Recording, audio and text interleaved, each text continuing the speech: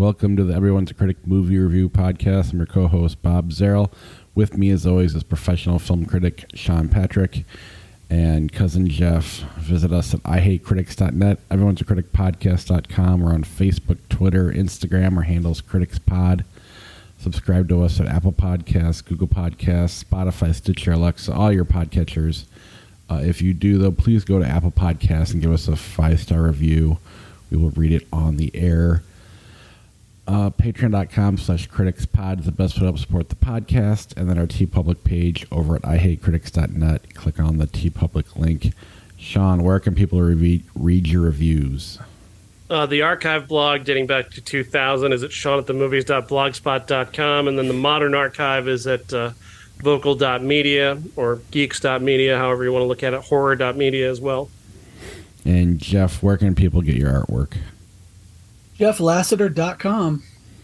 Excellent. And those links are in the show notes. All right. Let's jump right into the podcast and start with M. Night Shyamalan's Knock at the Cabin. Knock at the Cabin stars Dave Bautista alongside Jonathan Groff, Ben Aldridge, and just a terrific cast in just this one setting at this cabin in the middle of nowhere in Pennsylvania. Family is there, a little girl and her two dads, and this group of 4 people shows up and tells them that they need to kill a member of their family willingly in order to stop the apocalypse from happening. Along the way, we're going to see some death, we're going to see some destruction via the television, and we're going to try and figure out whether or not the story that the 4 people are telling is real, or whether or not they are just the group of kooks who came together on a message board. Here's the thing, though. I didn't think that was a twist, because I don't think the marketing for this movie actually doesn't seem to treat that as a mystery. It treats it like the apocalypse is happening. And it's actually, to me, one of the more straightforward things that M. Night Shyamalan has ever directed. That said, I think it's a pretty terrific piece of direction and a pretty terrific piece of acting, especially from Dave Bautista, who's so deeply committed to this character and this story. He's a guy who was a teacher, like an elementary school teacher, and you kind of see that in his interactions with the little daughter, the 8-year-old girl. That was just a lovely couple of scenes there. But his passion and his commitment to this throughout is exciting and fun to watch. Rupert Grint is in this and has a terrific role as a guy who has a part to play in the past of both of the 2 dad characters, but also has a role to play almost very briefly in this modern telling. All the characters, though, are really given some rounding, not much in terms of it. Nobody has an arc in this movie, which is very interesting. Like, there's nobody who starts one place and ends in another place. They all are exactly who they are from beginning to end, which is strange, but it kind of works because even as exciting as it is to think, like, what happened to lead them here, I kind of didn't mind not knowing, and I kind of didn't mind that they didn't have arcs. I just, you're thrust into this, and basically the driver of the plot is, what would you believe? Like, which side are you on in this idea? Do you buy this apocalypse, or would you try and save your family and walk the world alone together as a family for after the apocalypse? Yeah, Jeff, what did you think? I actually really liked this. I was surprised because, M. Night Shyamalan has a shaky record sometimes, but it was a really tight, well-directed movie. It was lean. There wasn't really anything that you could have cut except maybe some of the flashbacks, but I kind of felt like you needed those to get to know the family to see where they were going to end up at the end of this movie and how they got where they are now. Everybody just, I was really, really surprised because I've gone into some of his movies thinking, oh, this is going to be great. And then you end up with Lady in the Water. And, I'm also, but I'm not one of those people who necessarily thinks that what everybody else thinks is bad. I liked The Visit. Me too. I didn't love it, but I thought it was a good little thing. I kind of figured going about halfway through what the twist, quote unquote, was going to be, but I like that he's done a movie that there is no twist. Yeah. It's, is it's just a question that's answered by the end of the movie, but it's not, oh my God, it's all happening inside a snow globe on this little autistic boy's bedside table, like in St. Elsewhere. Right. That's a 45-year-old reference that nobody needs to Thank you for explaining that to me.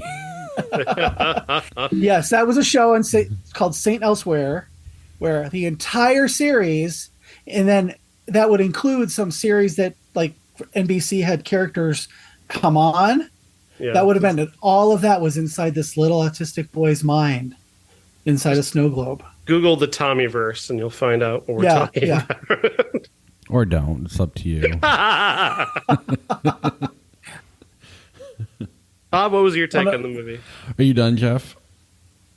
Yeah, I'm sure done. I'm done.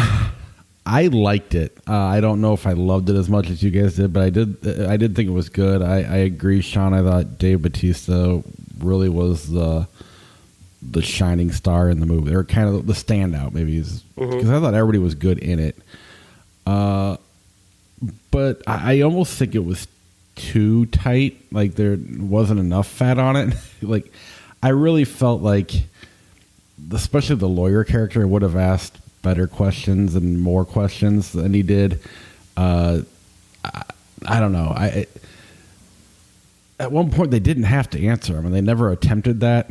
And I think that guy, I had a hard time believing he wouldn't have just not said anything and then see what they would have done.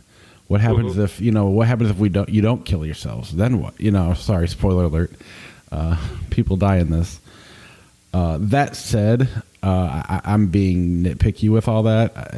That doesn't ruin the movie for me at all. It just makes it, I don't know. I just found it good. I probably won't think about this again.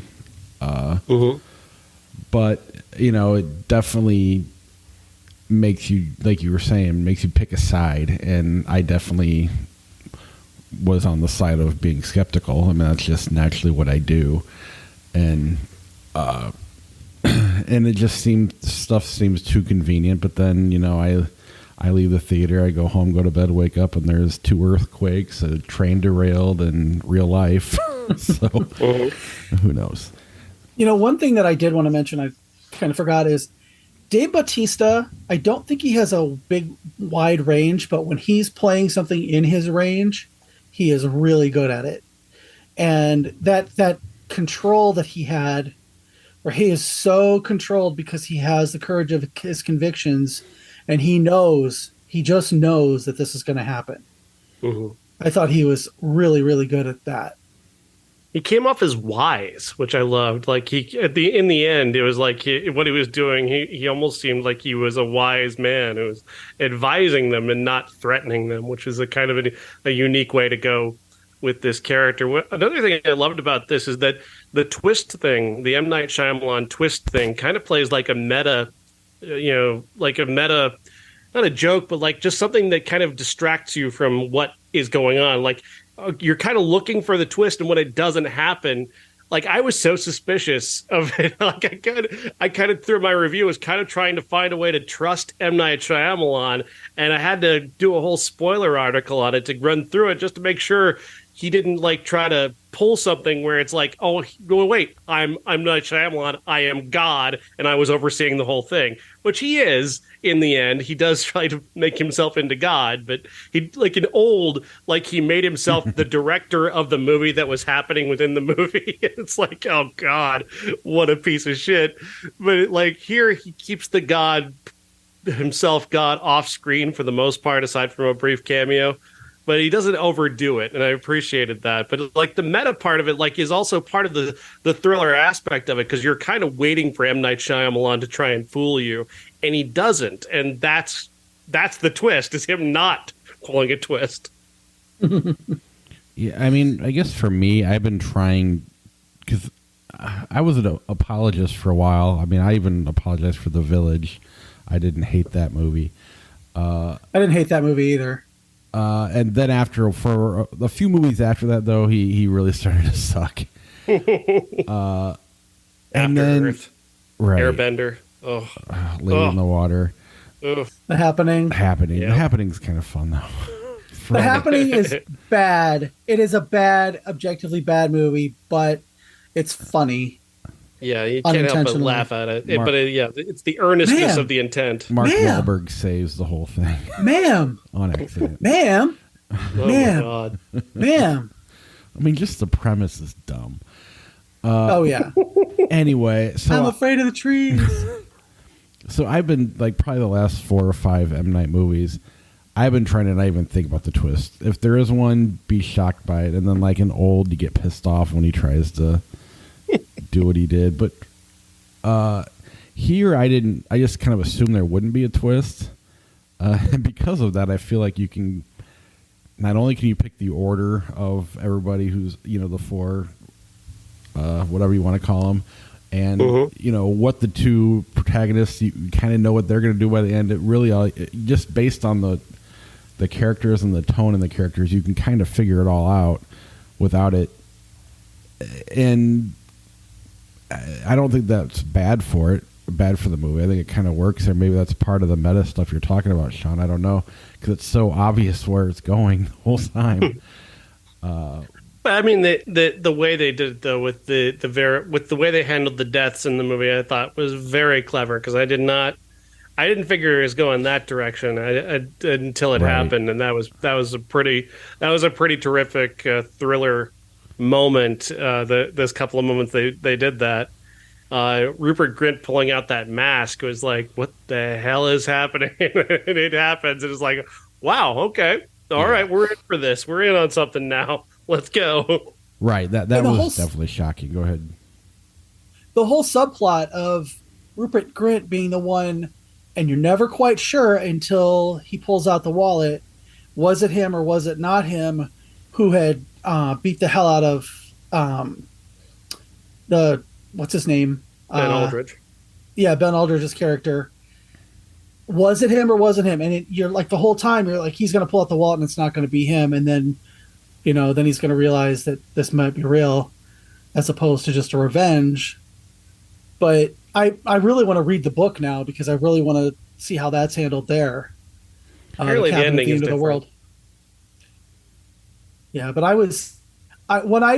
when he pulled that, the name out, and he was like, okay, and I was like, okay, this is just a delusion that this kid has gotten them to believe to get back. And then it was like, no, wait, it's not. Oh shit.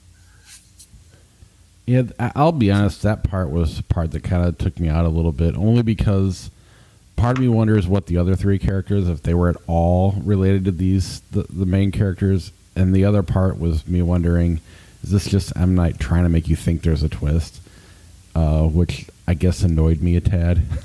Mm-hmm. Well, the thing about it is that each of the 4 characters who enter the story are basically just functional characters there to reveal things about the 2 main characters, Jonathan Groff and Ben Aldridge. They're playing a function in essentially a story that's happening to them. Right. No, I get that. It's just the fact that the main character, or the redhead, the fact that he has a connection with them, I thought was more of a distraction for me. But I felt it necessary just to build that little bit of extra doubt into the story as to what's happening. You kind of needed that aspect of it to make that that final jump to the final thriller moments. I guess, Yeah. but I'd throw the word convenient there too. I felt it was a little too convenient, because you needed it, and it was just, I don't know. Again, I didn't hate it by any stretch of the imagination, but yeah, that first kill or whatever was very, very shocking. No, I wish it had been Adrienne, because she was the most annoying character in the movie. Yeah. Any other thoughts on Knock at the Cabin?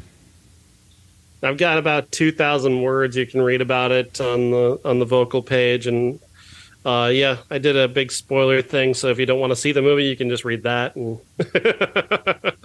I recommend seeing the movie, but yeah, you can also find a full length spoiler analysis as well. Do you think it hangs around for your best of the year movies? No, it's not. It's not nearly that good. Like I think on Letterboxd I gave it maybe 3.5 or 4. It's which is never that's mid-50s for a total by the end of the year. I'm betting.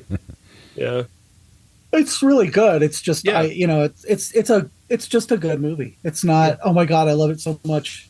It's no, Megan. I agree.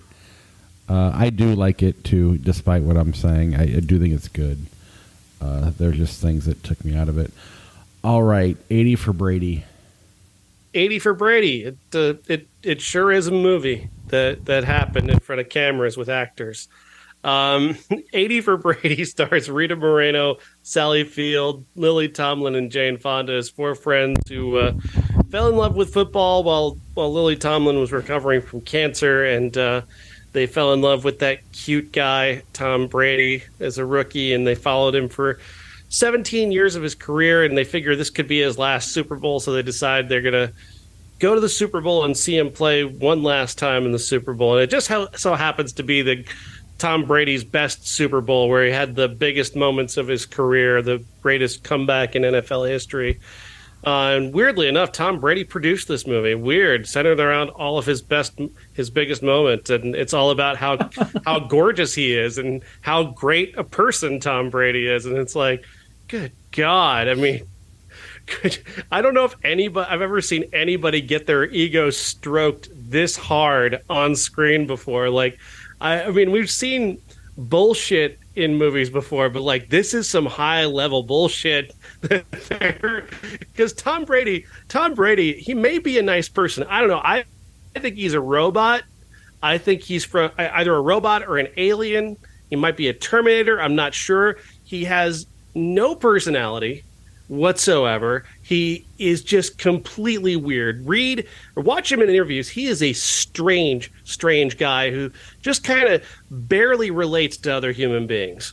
And watching him try to be genuine opposite Lily Tomlin is very, very funny because she's giving real person energy and he's giving robot energy, and it's very different.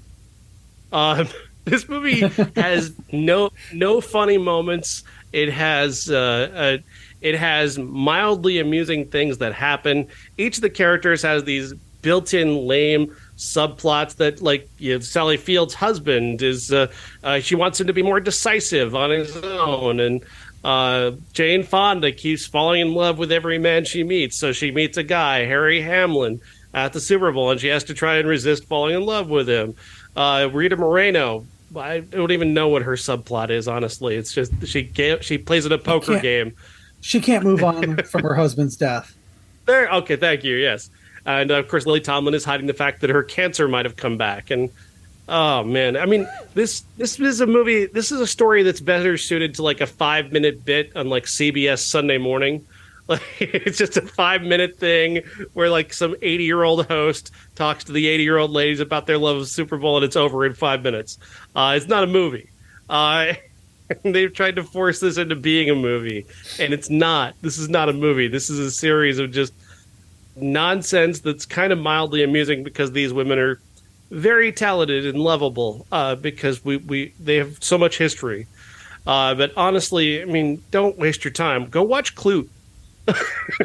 Don't waste your money or your time on this. Go watch a really great Jane Fonda movie, or there's probably a really great Lily Tomlin movie out there, or a great Sally Field movie. Or Rita Moreno obviously has a number of really good movies, but I mean, it's just this movie is not worth anyone's time.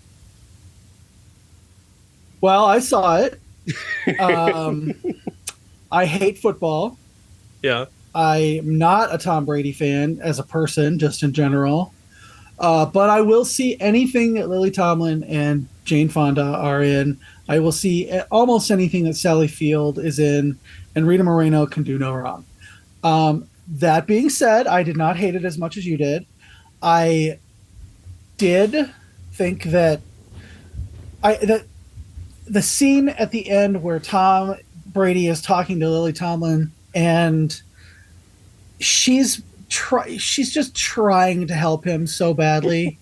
you can see it on her face where she's like, she kind of she like clasps her hands and shrugs her shoulders at one point, and it's very that uncomfortable when you're not quite sure what to say to the person, but you know that he's missing a line, and she's trying to be like, okay, here I am. She, by the way, and this is not a plastic surgery thing. She is so incredible in this movie. Mm-hmm. She looks like, she's in her 80s, and she just has so much energy, and she's giddy to be there, and with her friends, I'm sure. Mm-hmm. And that comes across. She was really good in it as usual.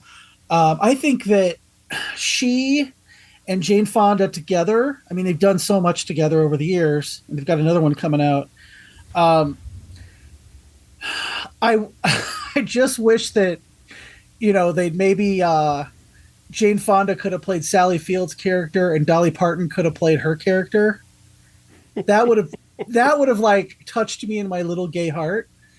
As a big fan of 9 to 5, yeah, that would have been perfection to me. Because we always, we want to, for years, everybody's wanted to see a 9 to 5 sequel. They wanted Dolly to be in Grace and Frankie, which thank God she was. But I think this would have been the perfect opportunity for them to all three be in a movie together. I thought that the Sally Field part where Bob Balaban can't remember it, or couldn't remember to wear pants, I thought that her big arc was going to be that she had to finally say that he had dementia. Right. Because that's honestly, when she keeps saying pants, you got to wear pants. Yeah. I really thought that that's where it was going. They very much overplayed that hand. And it turns out that he just can't do anything by himself. And I feel like it was gonna be Alzheimer's or dementia. And then they were like, that's too heavy. Let's just make it that he's got to stand on his own 2 feet for a change. I think like halfway through writing it, I think they were like, let's not go that dark with it. And the it was very predictable. Like, you knew that, when she said, I can't do this. I'm going to just, I can't, I don't think I'm going to be able to win these tickets. And then she starts to call and you're like, oh, okay. She's calling. And then she says she won the tickets. And you're like, I think they would have showed that. So I knew it was stunningly clear. I mean, yeah. The second she says my car's in the shop, she just sold her car to buy the Super Bowl tickets. It's like, and then it's not even an arc. No. And then when Sally Field loses the tickets at Guy Fieri's wing thing, I was like, and they found them way so easily. I'm like, they're fake. She bought fake tickets. Well, because they gave that away in the trailer because they've got to be dancers with Billy Porter to get into the Super Bowl. So that just horrific. But I will say this for the movie: these 4 women were not completely humiliated. Like most of the time, movies with women this age, all the jokes in any other movie are about how they have to have sex, and they're very awkward about having sex, and they can't have sex anymore. And like every Diane Keaton movie in the last 20 years. Diane Keaton movie, they've got to be completely humiliated to get to whatever the plot is going to be. And here they didn't do that. These 4 maintained their dignity, even in that awful dance scene. They cut that thing so short. I'm so glad they don't linger on it. They just get. And it was longer in the trailer. Yeah. They get through it as quickly as possible. They don't humiliate them, and they move it on as quickly as they can. I think the scene in the coach's booth is far more humiliating. It's just because it's such a terrible, stupid, awful scene that it just had to exist to give this movie an ending. It's so forced and so poorly shot. It is. That's the only truly embarrassing scene in the movie. I didn't. Yeah, I like. Go ahead. Oh no, go ahead, Bob. Well, I was just gonna say I didn't see it, but I mean, you have these 4 actresses who are legends, and this premise is so stupid that they know what they're in for. I mean, they definitely probably raised the bar on this movie. Oh yeah, absolutely. But yeah, that's it's hard not to though. think with lesser actors in this movie, Like Diane like Keaton. like Diane, yeah, like Diane Keaton, I think this wouldn't have been fun, and it was fun. It wasn't, I laughed a couple times. I thought there was some touching scenes in it, but it wasn't. It's not great art, but it was fun. Fun's a bit of a stretch for me, but I mean, Well, it's mild. It's mild. It's inoffensive and mild. So Tom Brady's hardly in it. He's in it far too much. There's at least 12 minutes of just stock footage from the Patriots Falcons Super Bowl in this movie. It's literally 12 minutes of stock footage. It's gross. But then, just anytime Tom Brady appears on screen is just kind of embarrassing. He's just so weird. He's such a weird guy. And he executive produced this movie, and it's just all about saying how great he is and how everyone loves him.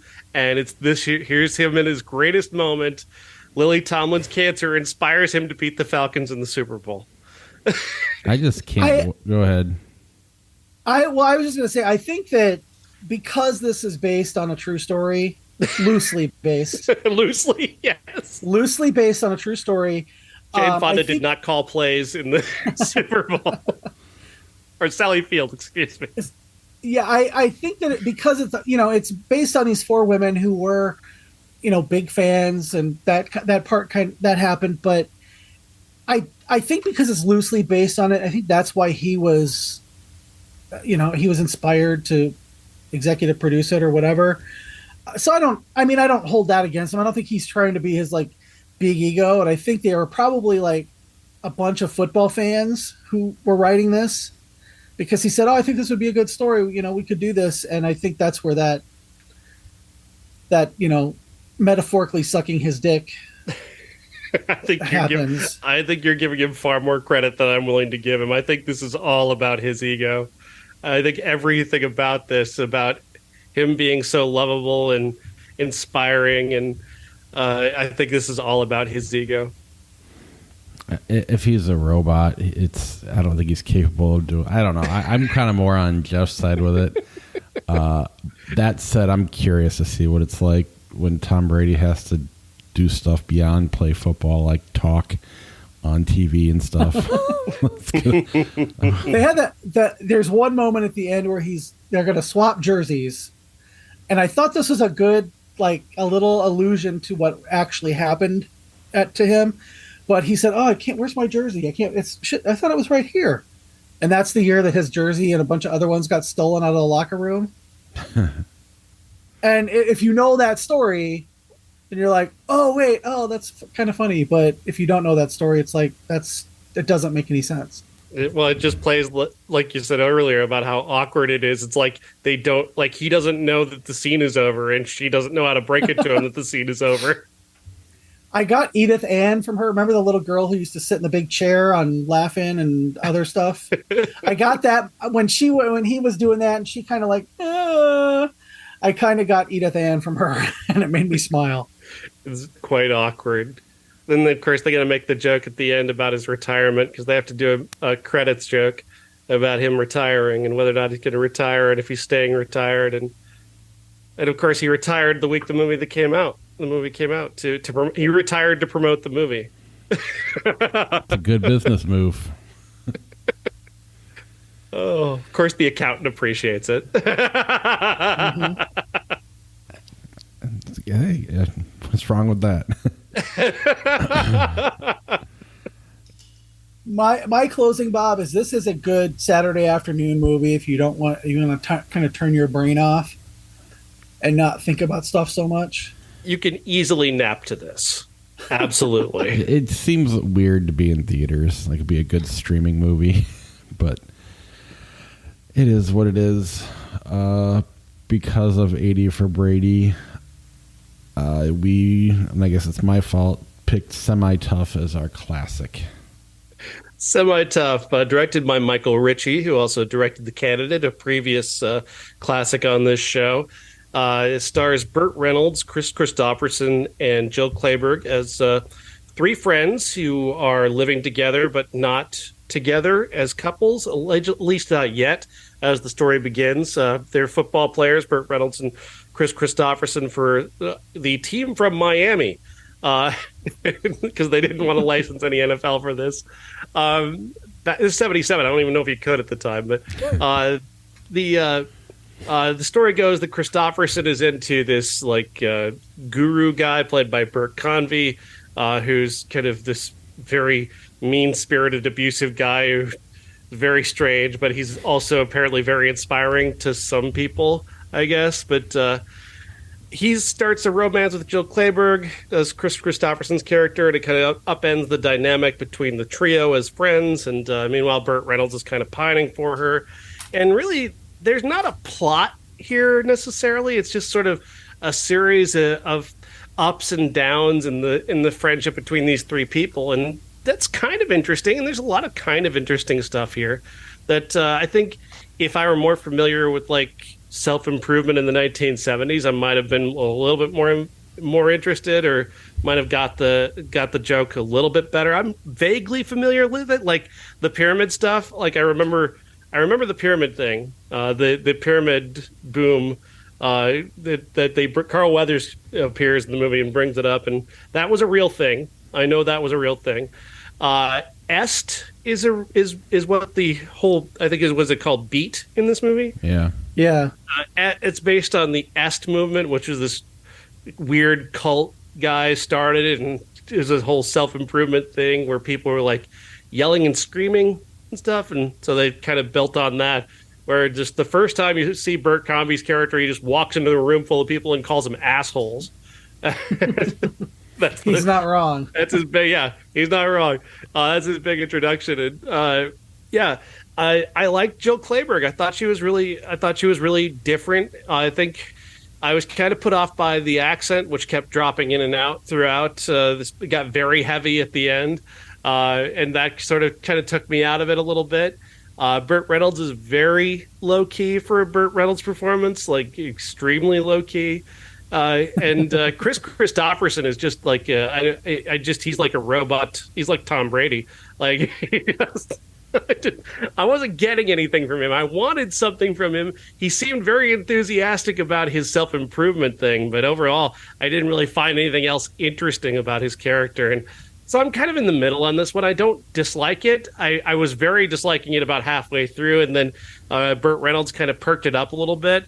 But beyond that, I just really wasn't entirely sold on this movie. Jeff?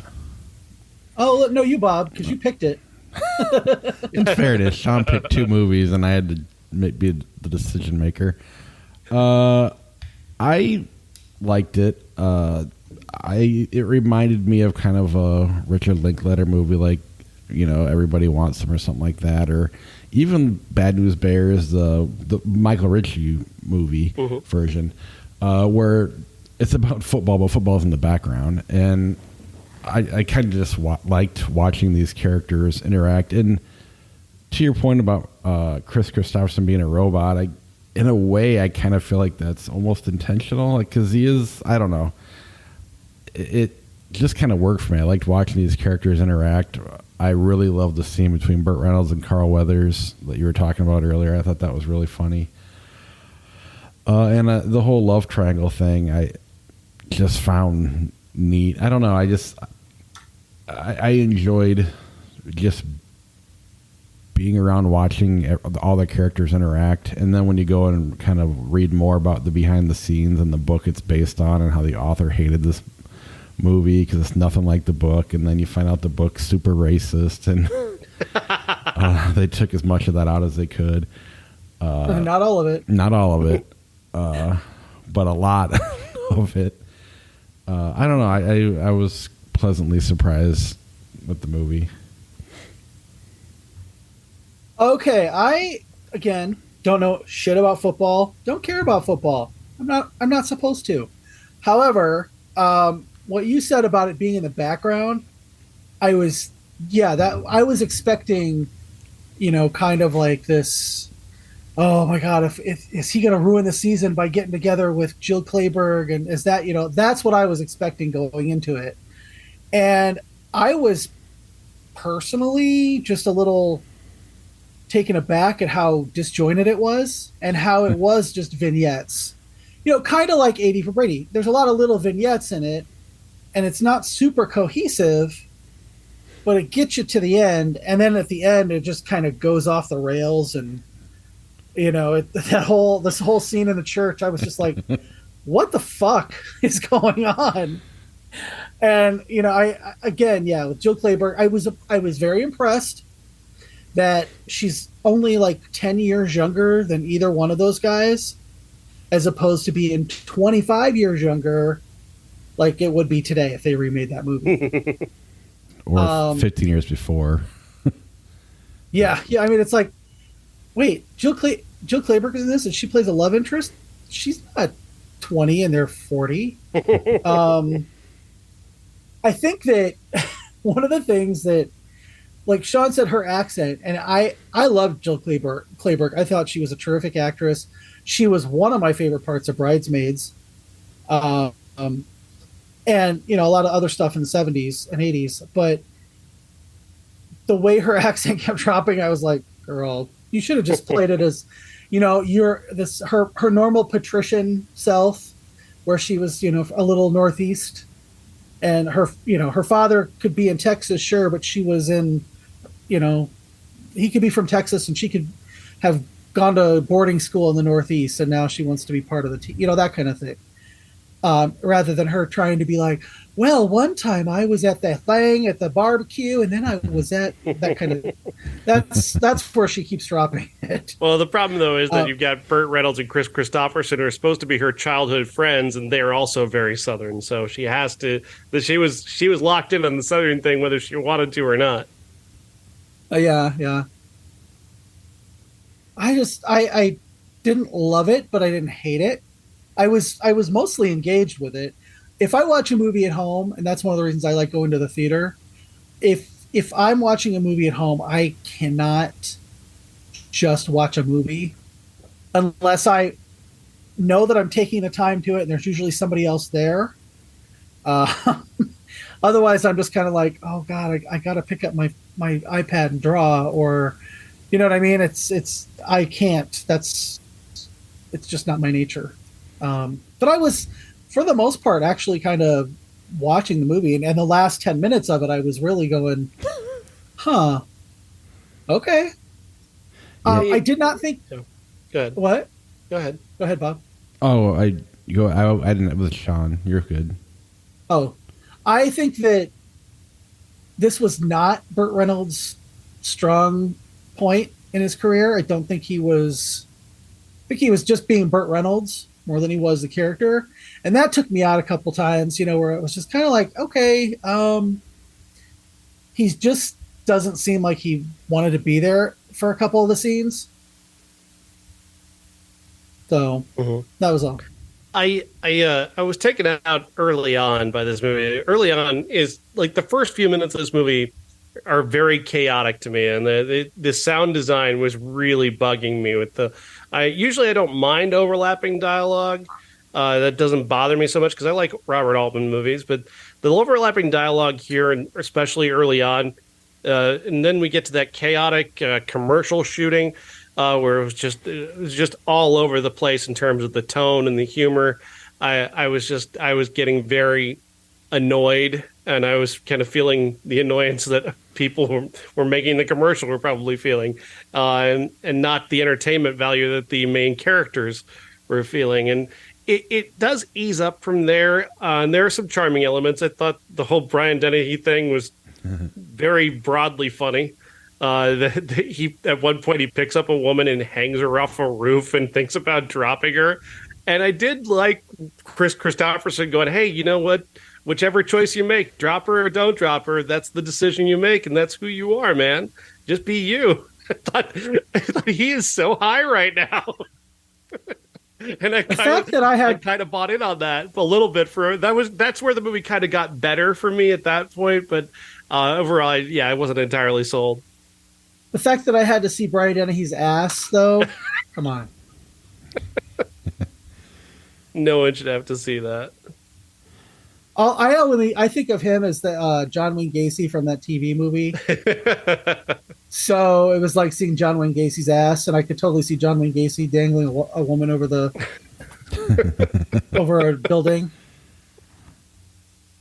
Yeah, I don't know. I like the fact too that I mean the Super Bowl is in this movie, and it's so doesn't even matter. Like that's not what they're building up to. Am I high, or is the timeline of the Super Bowl and Christmas, and it seems like they are one day it's Christmas and then 2 days later they're going to play in the Super Bowl. I don't think that Michael Ritchie cared. Is that what it is? Because I know that like it was not middle of January when they played the Super Bowl, and who's going to have their rehearsal the day before the Super Bowl, and then they're getting married the day after? Or that's what I was like. Wait a minute, is everybody on Quaaludes that's behind the scenes in this movie? Yes. I think there's probably something to that because even like the end of the movie, the whole wedding thing. It's just like he was like, all right, I'm done directing. Whatever we capture. That's the end of the movie. Yeah. But in a way that was kind of charming. I don't know. And then, back to Burt Comby's character, I've always talked about how much I hate the movie Magnolia, but I've always liked the Tom Cruise character. He just totally lifted that from this movie. So I like it even less now.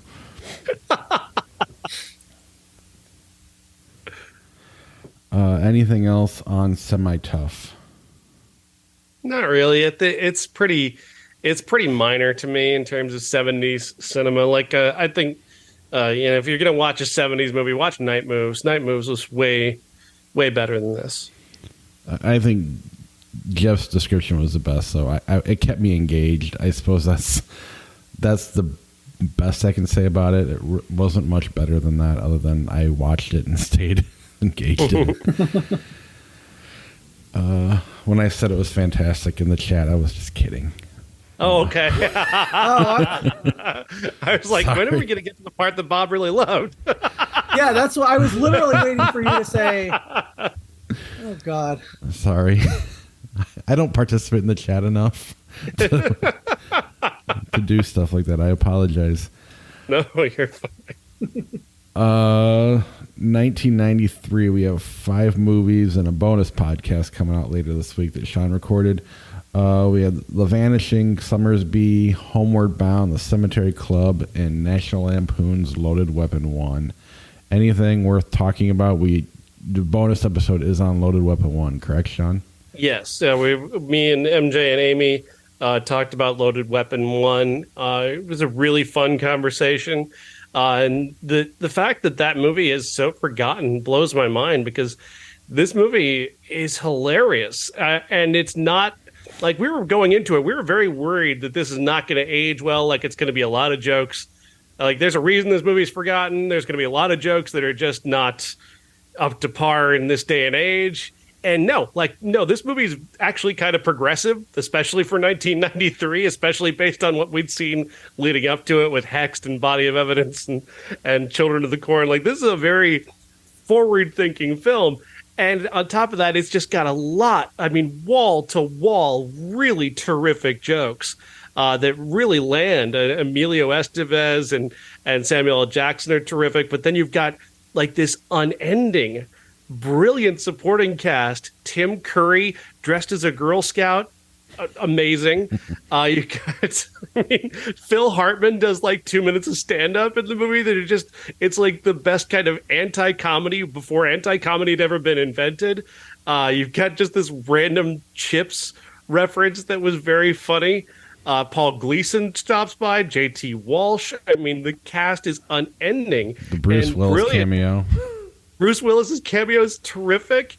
The Basic Instinct bit, this is the third movie now that is basically either a ripoff of Basic Instinct or is referencing Basic Instinct, and but this is the best Basic Instinct joke I've seen in a movie. The gratuitous beaver shot is fucking hilarious, and we did have to stop for a moment and tell MJ, Like MJ's 18 years old. They have no idea what Basic Instinct is. and so we did stop. I did stop it and say, okay, this night, when Basic Instinct came out, there was a scene in an interrogation room where it's the most paused moment in movie history. So many people ruined VCRs looking at this just to pause it in time to see between Sharon Stone's legs if they didn't have the unrated cut. And wait, Sharon Stone shows her beaver? I'm just kidding. And so I did pause and explain that to them, but the jokes, even then, the jokes were still landing on things that they'd never even seen before, which I thought was pretty fantastic. It's just a testament to how incredibly funny this movie is. I think it's just as good, maybe not better, but just as good as the Naked Gun movies or Airplane or Hot Shots. That this movie didn't get a sequel or even any kind of follow-up, and that it's fallen into obscurity as it has, blows my mind, because this is terrific. Well, I mean, I think part of the joke that was Loaded Weapon 1, if they did a sequel, I don't know if it kind of kills the joke. To me, Hot Shots is the best of that era. I mean, Airplane, I feels like the era before it. And I think that might be why it's kind of forgotten, or one of the reasons. Plus, everybody else thinks Naked Gun is. So, but I agree. I don't know. It was fun, and now that you talk about it, some things come back that I kind of forgot about. The butt in the moonshine walk. That was so great. It's a good movie. There's this fantastic bit where they're questioning J.T. Walsh about whether or not he'd met Whoopi Goldberg's character or could identify Whoopi Goldberg's character. They pull out a T-shirt with Whoopi Goldberg's face on it. He's like, "Yeah, I'm not sure. I don't know if I recognize her." So they pull up her corpse, zip the corpse. It's like, yeah, she kind of looks familiar. That's great. They did a fantastic bit with John Lovitz, who's doing a kind of a Joe Pesci Lethal Weapon riff, and there's this great part where he gets shot and he's laying on a gurney and he's talking to Samuel L. Jackson's like, "Am I going to be okay? Am I going to be okay?" And Samuel L. Jackson's like, "Yeah, you're going to be fine, man." And then they zip him up in a body bag and throw him in a corners, man. Like, wall to wall, the jokes in this movie land. It's so great. And I was so glad that MJ loved it. It was just so much fun. Yeah, and we talked about it prior to the show, but Kathy Ireland's kind of the unsung hero of the movie, too. She's surprisingly funny and really holds the movie together. She gets a bunch of great stuff in this. And, of course, Shatner as the villain. Spectacular. Charlie Sheen pops up. Yeah, as Gurn. Yeah, I need to go back and watch that. I absolutely recommend it. And of course, we go into even deeper in the 93 podcast with me and MJ and Amy, which will be out later this week. And I mean, we're just having so much fun with that show. Our next one's going to be on Untamed Heart, in which Christian Slater believes he has a baboon heart. And let me tell you, that movie is completely insane. I was having a hard time figuring what movie we were going to do, because next week in 93 we got Dead Alive, Groundhog Day, Love Field, The Temp, and Untamed Heart. I thought for sure it was going to be Dead Alive or Groundhog Day. I'm glad you're not doing Groundhog Day. So that's awesome. I don't want to watch Groundhog Day. I'm like one of the few people who are not a Groundhog Day fan. But we were looking forward to Untamed Heart because we've been referencing the baboon heart thing for a little bit, and that's awesome. Yeah. Wait, I mean, I could not. We already did the show that'll be out in 2 weeks, and yeah. So it's already in the can. It's already in the can because I'm going to the Super Bowl next week. I'm going with Jane Fonda and Lily Tomlin to the Super Bowl. You're going to the Superb Owl party. Wait, are we allowed to say Super Bowl? No. I thought we have to say the big game. We've been immediately demonetized. The show will not appear on Apple. Wait, it'll was this appear. Show monetized? That's why we're fine. I wasn't supposed to tell Jeff. Well, I guess I have to cancel my Patreon now. You're the one person monetizing the podcast. Am I really? I thought I. No, there's a couple more, but not many. Okay. Yeah, not many.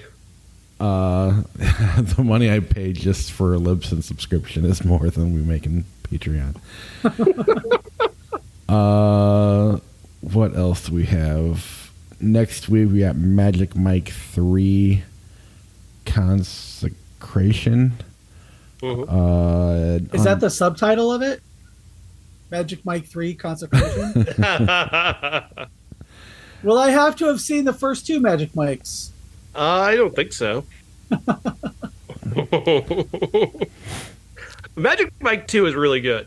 It's a really It's good movie. hilarious. Magic Mike is a good movie too. But like I actually liked Magic Mike 2 a lot. That was actually really very funny.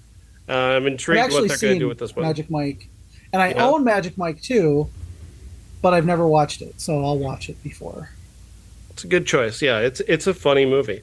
My Consecration review is already up. If you want to read that ahead of time, and we'll of course talk about that. It is coming to town, so if you do want to see it, Fuck. Is it any good? Or do I have to wait and find out? you know what? Just wait to find out. Don't read my review. Am I gonna have to spend money to see this and like be really pissed off again? Maybe. I mean, you might want to see it. Maybe you'll find something in it I didn't. You know, the horror expert that you are. Oh wow, this is true. You might find See if something there. See if I can sneak in after Magic Mike 3. I still think Magic Mike 3 Consecration sounds better.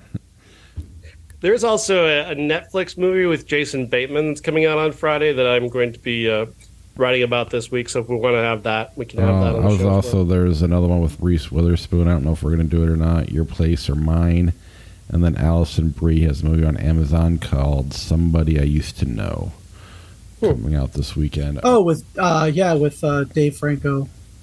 Imagine that. Well, I mean, Those two. you doing a guys movie go together. see Consecration. I'll take the Allison Brie for the win. I kind of want to watch that too, though. The classic next week is My Bloody Valentine.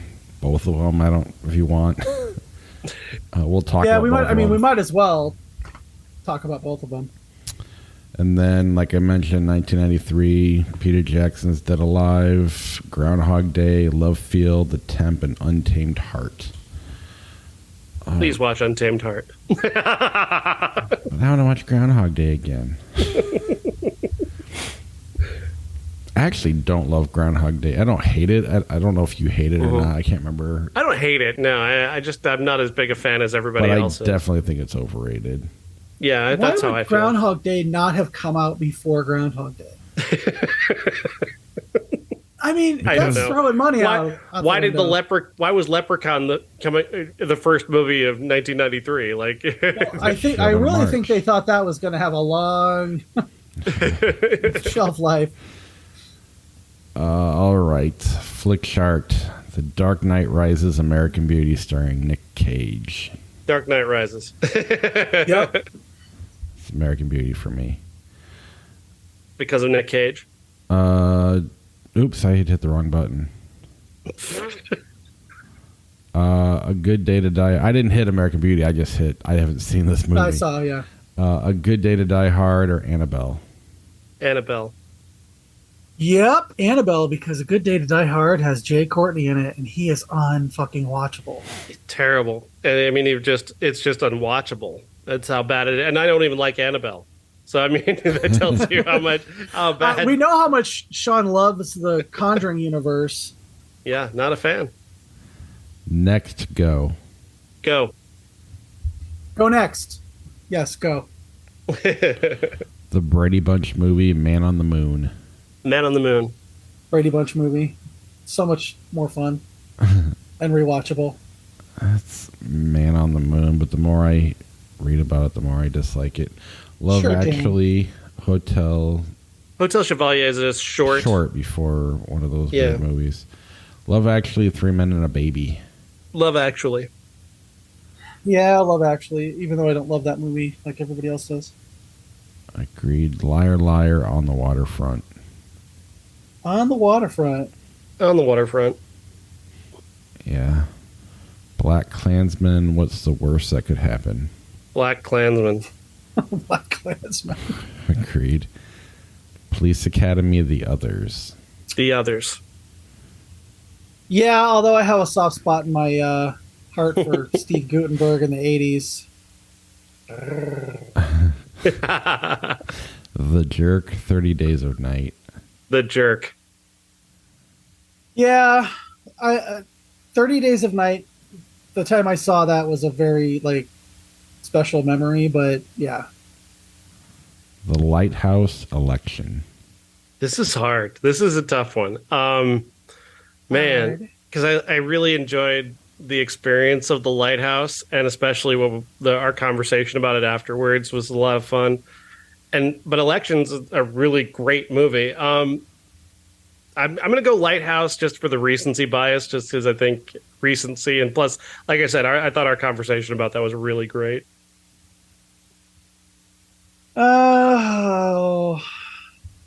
Election was the first movie I really enjoyed Reese Witherspoon in.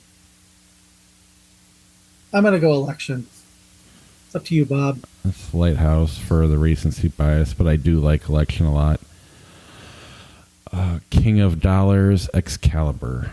No, never seen King of Dollars. Didn't see a About 1903. 1903. Liar, Liar, Excalibur. Liar, Liar for me. Excalibur, Helen Mirren. That's Liar, Liar for me. Harry Potter and the Chamber of Secrets, Scott Pilgrim versus the World. This is tough, but I'm going to go Scott Pilgrim. Yeah, I'm going to go Scott Pilgrim. I don't think the Harry Potter movies really took off until Prisoner of Azkaban. Yeah. If it was Prisoner of Azkaban, I would have picked that. Wreck-It Ralph, Father of the Bride. Wreck-It Ralph by a lot. I find the Father of the Bride movies insufferable. Yeah, sure. Universal Soldier, Day of Reckoning. Have we seen that? I don't think I've seen that one, no. I've never seen that one. All right. Pet Cemetery, 1989, Incredibles 2. They're both terrible, but I think Incredibles 2 is probably slightly better. I'm saying Pet Cemetery. That movie was life-changing for me. Really? Well, okay. First of all, Sean and I have a cousin who was the same age as Gage in that movie, who looked like him. And I was writing reviews for the school paper, and I saw that with my friend, and it was like, holy shit, this is just like finally a Stephen King movie that didn't suck. That was before we all saw Carrie, but right. I don't know. I can't stand this movie. I'll go Incredibles 2. I do like the Einstein Kills song based on it, though. And their My Bloody Valentine song. Kramer versus Kramer, Dom Hemming. This is not a movie. Kramer versus Kramer, John Carter. Oh, for fuck's sake. They're both terrible. this, I want to see Sean go back and forth on this. It's Fishing with Gandhi. I mean, they're both basically unwatchable. John Carter, I guess. Really? I'm going to say John Carter because I like the effects in it. I thought they were decent, and it was a swing and a miss. Kramer versus Kramer was meh. Could have used some special effects to remove Dustin Hoffman.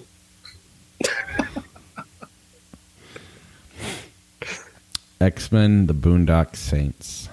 X-Men. I'm one of those people that just does not like the Boondock Saints. You're welcome on this podcast. Yeah, all three of us. oh my god, it's this film. I'm like, shut the fuck up. It's like it's a movie and it's not very good. No, it's like very rarely do I say I'm better than anybody. But when it comes to people who call that a film and think it's great, it's like, I know I'm better than you. It's like the dude bro Pulp Fiction. Yeah. It's like Reservoir Dogs for high school football players. And the fact that they can't see it is insane. Okay, with my lisp, I can't say this.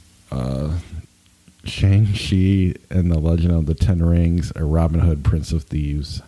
Shang-Chi. Shang-Chi is how you say it, first of all. And it has my husband in it, so we're gonna pick that. I do love Robin Hood, though. Bloodsport in Bruges. In Bruges. Oh, Bloodsport. Oh my God, Bloodsport was. We watched that and Kickboxer at like so many high school parties. Okay. If it was Kickboxer, I think I'd go in Bruges, but I do like Bloodsport. Yeah. Rocky 5, this is the one you hate, Sean, and the Fast and the Furious Tokyo Drift. Thank you for reminding me because I would have forgotten. Fast and the Furious Tokyo Drift, which is desperately underrated. I don't think I've seen that one, but okay, I don't like Rocky 5, so. Rocky 5's awful. An American Werewolf in London, American Psycho. American Psycho. This one's hard for me because American Werewolf in London it's funny, and the effects in it are so good. I'm going to pick American Werewolf in London. Just that the Griffin Dunn, his decay from fresh corpse to just rotted zombie is just my favorite part of that movie. So we're picking that. And since I haven't seen But I do love American Psycho. I am going American Psycho just based on recency bias. I've seen that in the last 15 years, and I haven't seen American Werewolf in London in probably 20. Doubt, Saturday Night Fever. Doubt. Viola Davis all day. Creed, Multiplicity, 8mm. Can you imagine a mashup of those two movies? All his clones get snuffed. Could you imagine if they switched characters and Michael Keaton was an 8mm and Nicolas Cage was in Multiplicity? Oh my God, you just improved both movies. Yeah, that's true. I could actually see Michael Keaton. Uh-huh. If it had been before Batman, I could never have seen him in 8mm. After Batman, I could totally see him in 8mm. Right. So what is it? 8mm for me. It's tough because like I read all this. I read the story about what 8mm was supposed to be, and it's like Andrew Kevin Walker just keeps getting fucked over and fucked over time.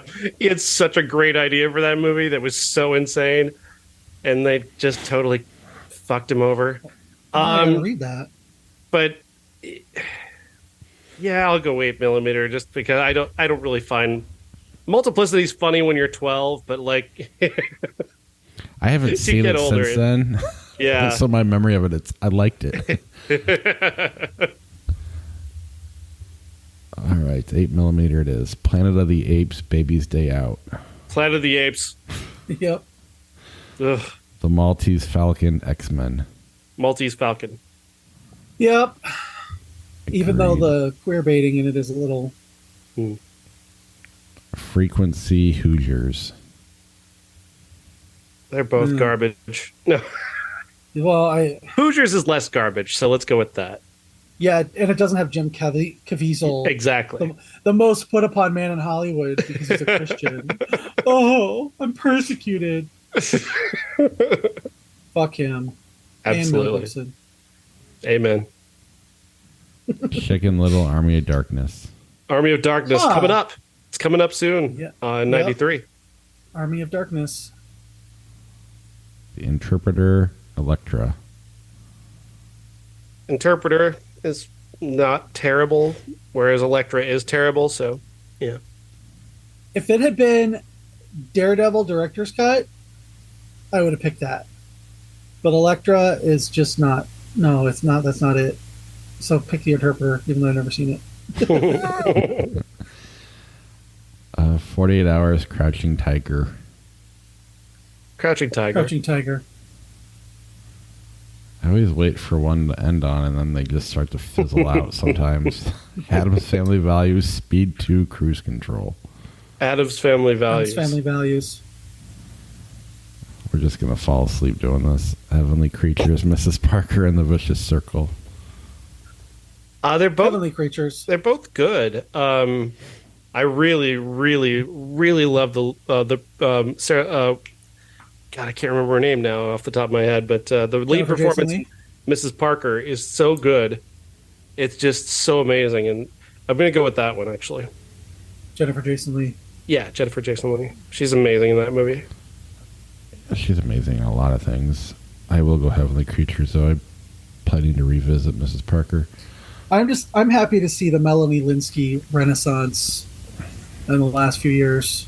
So that's why I always go to Heavenly Creatures. All right, we're done. About a Boy can win. I know you guys. Yeah, About a Boy definitely Yeah, wins that one. Yeah. fuck. All right. Show's over. I'll talk to you guys next week, hopefully before Valentine's Day. All right, sounds good. Yes. All See you right. later. See you guys. Bye.